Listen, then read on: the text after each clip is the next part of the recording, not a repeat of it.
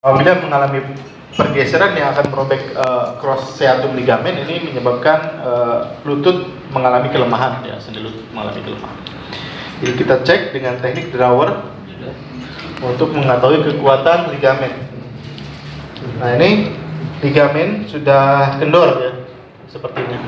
Ada pergeseran goyang. Iya, ligamen kendor. Dipastikan ligamen kendor. Ini masalahnya apa, Pak? Tidak bisa nepuk sempurna atau seperti apa? Ya, nepuk kalau udah gitu nggak bisa kencing lurus lagi, pelan-pelan gitu. Oh gitu ya. Ya, kemungkinan ada slip ya, biasanya seperti ini. Lalu kita akselerasikan, ya. Uji yang lainnya adalah uji thrower, kemudian uji acceleration, sama uji ROMS ya. Jadi uji ROMS adalah uji yang dimaksudkan untuk mengetahui rentang gerak maksimal yang bisa dilakukan oleh kliennya.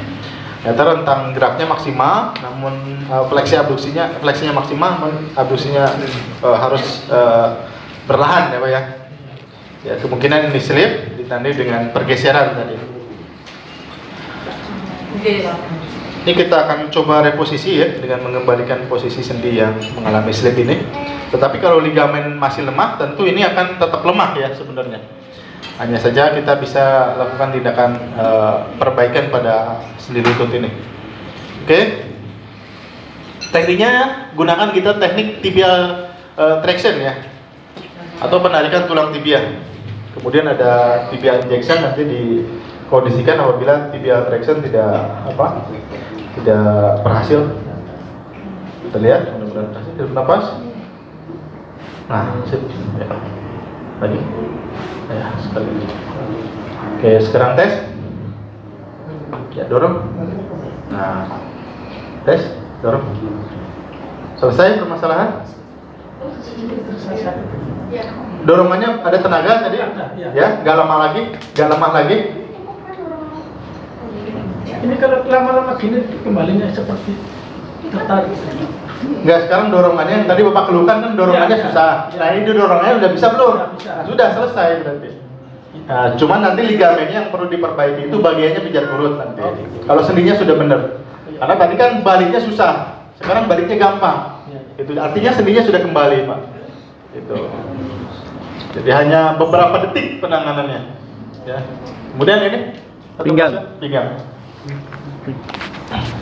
Pinggang ada 5 ruas ya. Dari lumba 1, 2, 3, 4, 5. Nah, kita harus spesifik tanya pasien di ruas nomor berapa yang mengalami permasalahan. Itu biasanya. Kalau ruas tulang lumbal itu ada permasalahan masing-masingnya berbeda case-nya ya.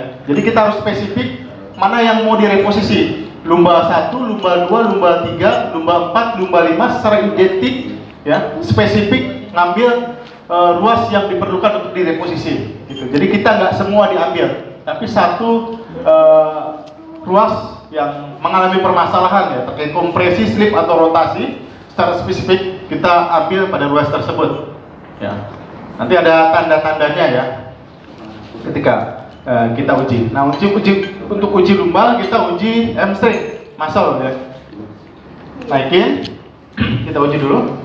Semakin tinggi ya dinaikin, maka pinggang akan semakin sakit biasanya. Aman? Tarik ya, oke, tarik. Sampai atas? Atas ya. Pinggang? Nyaman. Aman ya, oke. Ini terbatas berarti. Terbatas. Ini kalau terbatas seperti ini biasanya pada penderita slip pada bagian ruas tulang lumbal. Biasanya kena di lumba 5 biasanya ya. Satu naik sudah sakit lumba 5, naik sedikit lagi lumba 4 sampai atas lumba 1 biasanya. Tapi kalau hanya segini saja ya ini lumba 5 biasanya udah kena ya. Kalau sampai atas dia sakit sampai atas itu lumba 1, 2, 3, 4 ya. 1, 2, 3, 4. Nah, ini 5 udah sakit di sini ya. Ini kemungkinan ruas tulang lumba 5 yang mengalami slip ya. Boleh cerita karena apa? Sudah berapa? Hah? Oh, nggak berat. Nah, kalau angkat berat indikasinya kompresi ya, karena ada tekanan. Gitu. Kalau jatuh biasanya slip, atau kalau perbedaan tinggi tulang panggul Ini karena rotasi. Ya. Jadi 3 jenis dislokasi, slip, kompresi, dan rotation.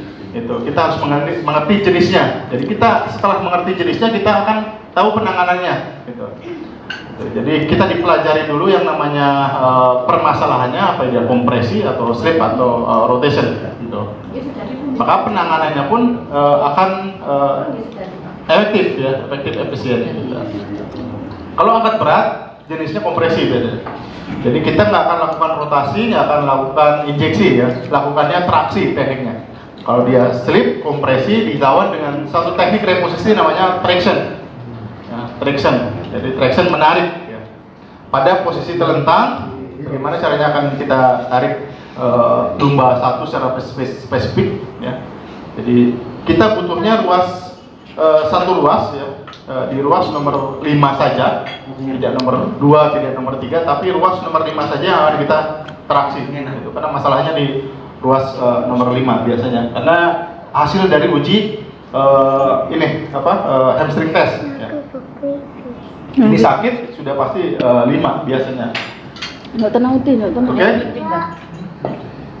Pembungkang di bawah kakinya, disilang tangannya seperti itu.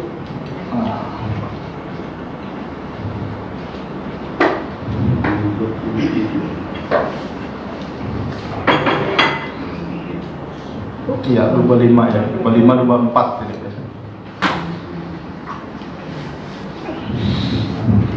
Oke, kita lakukan traksi. Ya, hirup nafas, tiduran. Ini lumba 5 di bawah ya, lumba 4, lumba 3, lumba 1 makin ke atas, makin dasarnya makin tinggi ya. Ini kunci tangannya. Tangannya masuk, jempolnya masuk, jempolnya. Nah, satu lagi. Ya, hirup nafas, buang. Ya, nah, hirup nafas, buang. Ya, hirup nafas dalam. Ya, buang. Nah.